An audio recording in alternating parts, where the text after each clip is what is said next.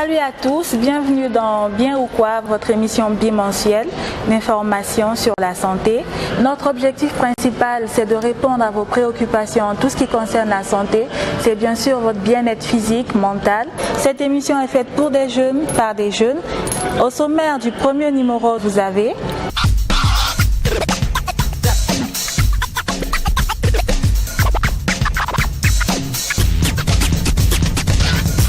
Nous sommes aujourd'hui à l'hôtel Nord-Sud et nous avons choisi de vous parler d'un thème qui vous intéresse beaucoup. En tant que jeune de la génération consciente, vous avez certainement déjà entendu parler du VIH-Sida. Le VIH-Sida est un virus qui a été transmis à l'homme dans les années 30 après une mutation du SIV qui affectait autrefois les singes. C'est un virus particulièrement virulent puisqu'il s'attaque aux lymphocytes TCD4 qui sont les cellules qui dirigent les autres cellules du système immunitaire. Et plus le système immunitaire s'affaiblit, plus l'organisme est sujet à des affections multiples comme les cancers et même d'autres infections opportunistes. Il faut une période de 3 mois environ pour que les anticorps du VIH soient en quantité suffisante pour être détectés et pour permettre d'affirmer que la personne est atteinte du VIH-Sida. Après cette période de 3 mois, se déroule une période silencieuse où le virus se propage dans l'organisme. Ensuite apparaissent des signes comme les diarrhées nocturnes, les sueurs profuses, les ganglions sous l'aine et sous l'aisselle. Les maladies typiques du VIH-Sida sont, dans notre contexte malien, la tuberculose. Il y a aussi certains cancers comme le sarcome de Kaposi qui affecte la peau.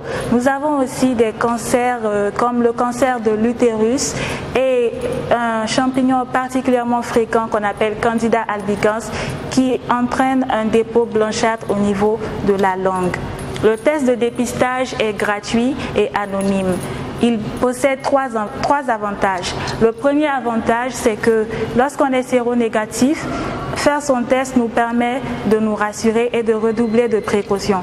Le deuxième avantage est que plus tôt la maladie est diagnostiquée, plus tôt le traitement est entrepris. Et plus tôt le traitement est entrepris, plus on retarde le développement, la progression de la maladie. Le troisième avantage, c'est que la transmission de la mère à l'enfant. Nous savons que lors de la grossesse, lorsque la mère est mise sous antirétroviraux, le risque de transmission à l'enfant est très moindre. Le test de dépistage se pratique dans de nombreux centres au Mali. Nous l'avons dit, il est gratuit, comme le CESAC, qui est un centre d'animation de soins et de conseil. Le CESAC est une structure socio-sanitaire de conseil dépistage suivi des patients sous antirétroviraux, activités culinaires, suivi psychologique et j'en passe. Nous avons rencontré Dr Dambélé Bintou, qui est la directrice de l'Arcade Sida, l'association pour la recherche, la communication et l'accompagnement à domicile des personnes vivant avec le VIH-Sida. C'est une association très dynamique, très active dans le domaine de la lutte contre le VIH-Sida au Mali. L'association Arcade Sida, c'est l'association de recherche, de communication et d'accompagnement à domicile des personnes vivant avec le VIH-Sida.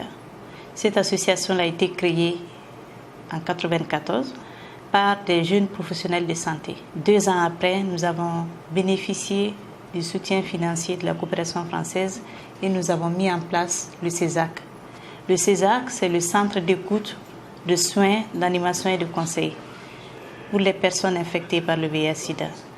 Le CESAC est situé à Bamako déjà, vers le centre commercial, vers le grand marché.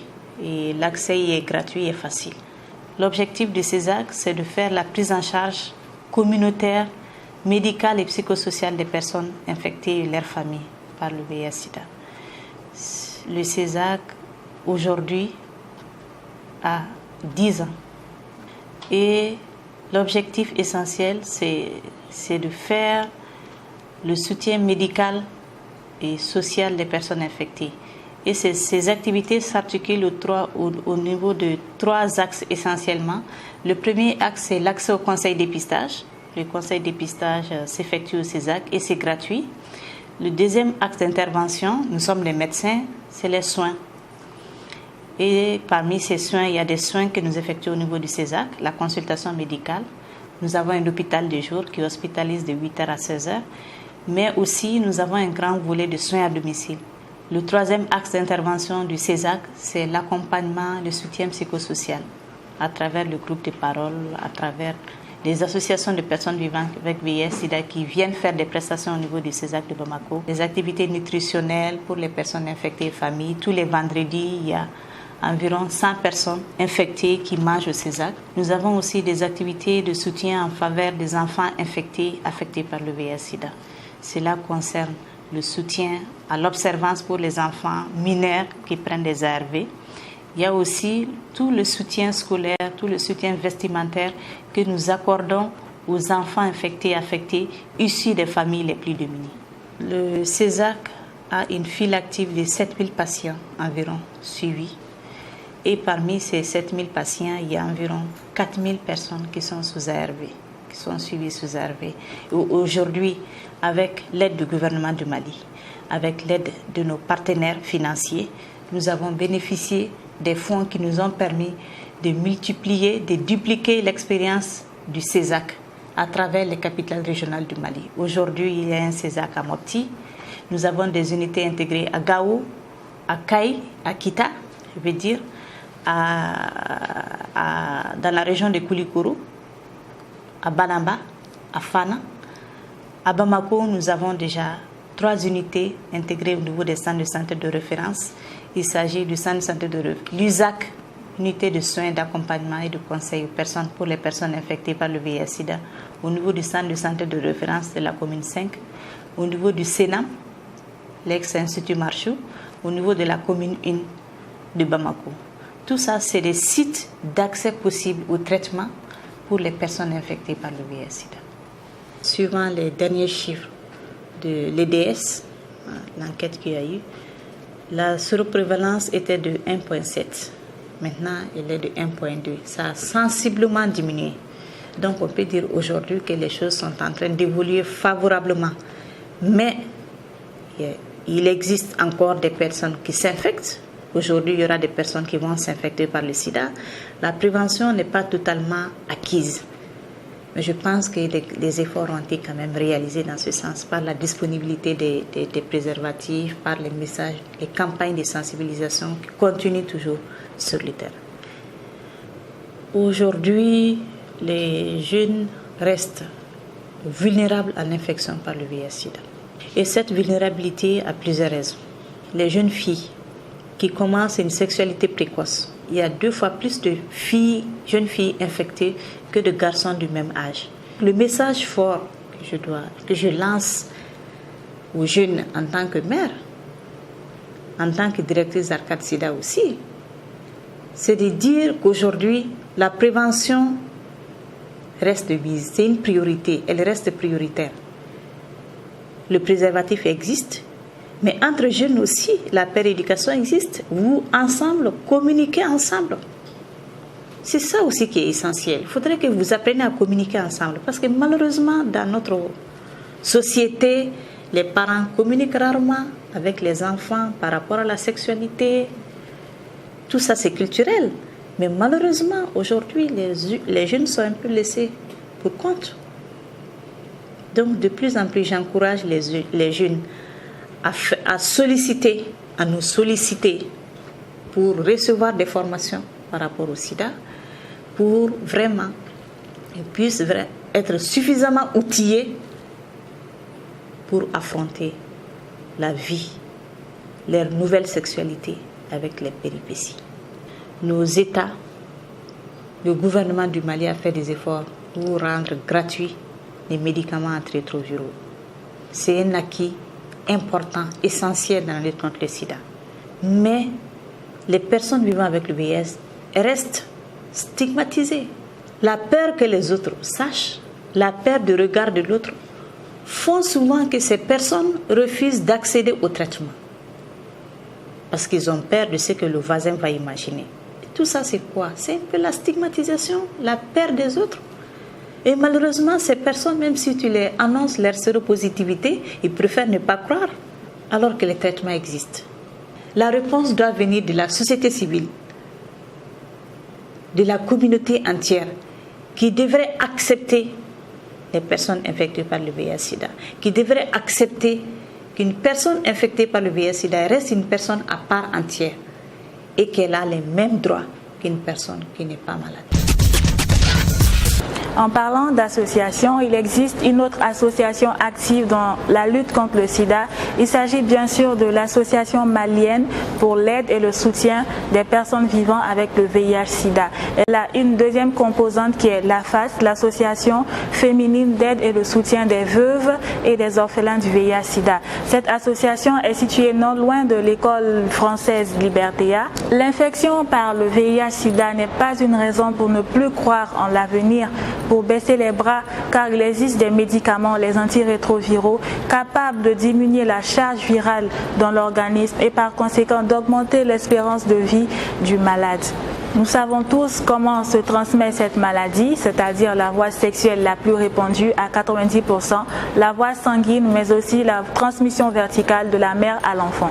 Nous avons rencontré des étudiants en médecine très avertis sur la question, des jeunes comme vous et moi, pour nous donner des explications sur cette maladie. Les comportements à risque de transmission du VIH-Sida sont nombreux, mais on peut citer quelques-uns. Par exemple, on a certains facteurs socio-économiques et culturels, tels que les mariages forcés. On peut aussi citer les accidents du travail, tels que les accidents transfusionnels, les accidents obstétricaux. On peut citer les comportements liés à l'homme lui-même, tels que la prostitution, l'homosexualité et plusieurs autres facteurs. Les facteurs de risque de transmission du VIH-Sida, d'abord, à la vie des jeunes, il faut penser aux rapports non protégés, à la prostitution, à la toxicomanie.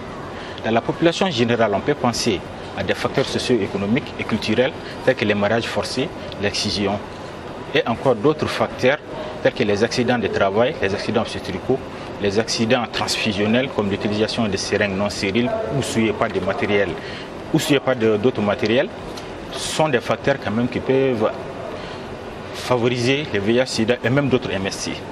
En tant que personnel sanitaire et en tant que jeune, j'invite les jeunes à se protéger lors des rapports sexuels et aussi dans la population générale à ce que les gens évitent certains comportements tels que les mariages forcés, les excisions, la toxicomanie. Vu la société dans laquelle nous vivons aujourd'hui, c'est que quand quelqu'un a le VIH-Sida, c'est la stigmatisation totale, c'est l'isolement. Donc maintenant, il est très important pour nous, en tant que personnel de santé, qu'on dise ces éléments, c'est-à-dire par lesquels on ne peut pas atteindre le VIH-Sida. Ces éléments sont les suivants. Il y a le serrement des mains, c'est-à-dire le fait, il y a les accolades, les caresses, là, tous les tournements, surtout. Il y a même, on peut utiliser, quelqu'un qui a le VIH-Sida peut utiliser les mêmes assiettes, les mêmes fourchettes, même les mêmes cuillères qu'une personne qui n'a pas le VIH-Sida. Ceci ne permet pas la transmission. Il y a même la même toilette. Le fait de garder le VIH-Sida, si quelqu'un a le VIH-Sida, le fait de le garder et de lui prodiguer des soins, ça dit ceci ne le transmet pas si toutefois les mesures préventives, les mesures d'urgence sont prises. Ça dit ce sont des facteurs très importants qu'il faut signaler à la population qu'on peut même faire des accolades, même les caresses, là tout ne permet pas de transmettre le VIH-Sida. Ceci est très important et très essentiel qu'il faut signaler, surtout que la population sache ça pour éviter l'isolement qui constitue même un facteur d'aggravation de ces fléaux. Au sein de la faculté de médecine, il y a un centre de recherche qui se nomme CEREFO. C'est un centre qui est essentiellement basé sur la recherche VIH-Sida, tuberculose. L'une des affections la plus fréquente, c'est surtout la tuberculose. Le dépistage est gratuit, ça se fait aux différents centres. À la banque de sang, ça s'est fait. Au CESAC, ça s'est fait. Il y a les centres d'éveil qui se trouvent, c'est-à-dire dans des localités, c'est-à-dire du Mali. Partout, on peut faire le test du VIH-Sida. Ceci, pour qu'on incite les gens à le faire, il faut qu'on fasse une communication pour le changement du comportement. Ceci est un volet très important dans la lutte contre le VIH-Sida. On a parlé du VIH-Sida, on a parlé des antirétroviraux. Sans communication avec la base, avec la population, pour le changement du comportement, on ne peut rien faire. Parce qu'il faut que les jeunes qui acceptent de faire le VIH-Sida, qu'ils soient convaincus que ces fléaux existent. Ceci est important, très important, qu'il faut mettre l'accent sur ça. Le dépistage surtout, ceci est au centre de tout. On retient rappelle donc que les 3 moyens de se prémunir du VIH-Sida sont l'usage du préservatif, l'abstinence et la fidélité. Cela, on vous l'a répété lors des différentes campagnes de sensibilisation. 45% des femmes au Mali ignorent comment éviter le VIH-Sida. Saviez-vous aussi que le VIH-Sida a tué plus que la Première et la Deuxième Guerre mondiale réunies? Plus que 20 millions de personnes en sont déjà décédées depuis le début de cette pandémie. Saviez-vous également qu'un jeune sur 3 ne croit pas à l'existence du VIH-Sida et que la moitié des jeunes au Mali, bien sûr, n'utilisent pas de préservatif? La Génération Positive est une association socio-culturelle de jeunes située à Bako-Djikoroni à CI. Nous les avons rencontrés pour savoir ce qu'ils pensent de cette maladie. Le sida, c'est une maladie qui existe, qui est réelle. Mais il y a beaucoup de gens encore qui croient que c'est une maladie qui a été inventée, comme on le dit. Mais moi, je pense qu'il faut faire très attention. Il faut surtout prendre ses précautions, utiliser surtout le préservatif. Il faut beaucoup faire attention. Il faut se protéger. Tout ce que je peux dire à propos du sida, je pense qu'il faut utiliser capot, c'est ça. Bonjour à tous. Je voulais dire à mes frères, celui qui a le sida, il ne faudrait pas qu'on se moque de lui.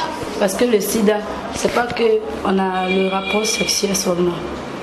Le sida, il y a les aiguilles, il y a la lame, il y a tout. Même quand on voit se tisser, tu peux atteindre le sida avec. Parce que tu ne sais pas qui vient prendre ces aiguilles-là pour venir se tisser avec. Donc, si tu as le sida, il ne faudrait pas qu'on se moque de la personne. On peut manger avec la personne, on peut rire avec la personne, on peut même dormir avec la personne. Ce que je peux dire à mes frères, de se préserver et tout. Mon frère, protège-toi, le sida tue, protège ton partenaire. Ouais, salut frère, on dit peace and love, alors le love là, il faut qu'il soit protégé. Amour quoi, il faut bien le protéger pour porter la capote. Protège-toi man, c'est l'essentiel, on reste en vie. Peace. Protège-toi man, le sida tue. Une jeunesse consciente, c'est une jeunesse qui se préserve. Le sida est bien là, il existe. Protégez-vous. C'est une maladie qui ravage le monde. Ça s'appelle le sida. Pour ne pas l'avoir, mon frère, il faut se protéger. Ya ici représente Amen, Armando, Mika Black, la sauce. Mon frère, ma soeur, le sida, c'est une affaire de tous. Abstinence, fidélité, la capote surtout, mon gars. Ok, ici, il faut se protéger. Le sida, ça ne doit pas passer par toi, ni par moi. Moi, c'est Mika Black du groupe Amen. Et là, comme ça, j'ai dit aux frères, aux sœurs, de faire gaffe au virus car il plane partout. La capote surtout car le sida est un phénomène très dangereux. Peace! Ok, ouais, moi c'est Kamara Ibrahim, dit Feskiller. Ouais, j'ai un message à apporter à l'endroit de mes amis. Écoutez, le sida c'est une maladie qui existe bel et bien. Écoutez, portez les capotes. Donc, faites comme moi, préservez-vous. Big up. Pourquoi tu te donnes à un homme sans capote? Pourquoi tu te donnes à un homme sans capote? Car la somme des victimes du syndrome est énorme. Pourquoi tu te donnes à un homme sans capote? Pourquoi tu te donnes à un homme sans condom? Car la somme des victimes du syndrome est énorme. Ouais, ici c'est aimé. Je dis à mes frères et à mes soeurs d'utiliser la capote parce que c'est la meilleure solution pour que nous donnons carton rouge au sida. J'espère que vous avez aimé. Moi, en tout cas, j'ai eu beaucoup de plaisir en votre compagnie et j'espère vous retrouver pour le prochain numéro de Bien ou Quoi, votre émission qui a pour souci votre bien-être, vos préoccupations en matière de santé. Bye.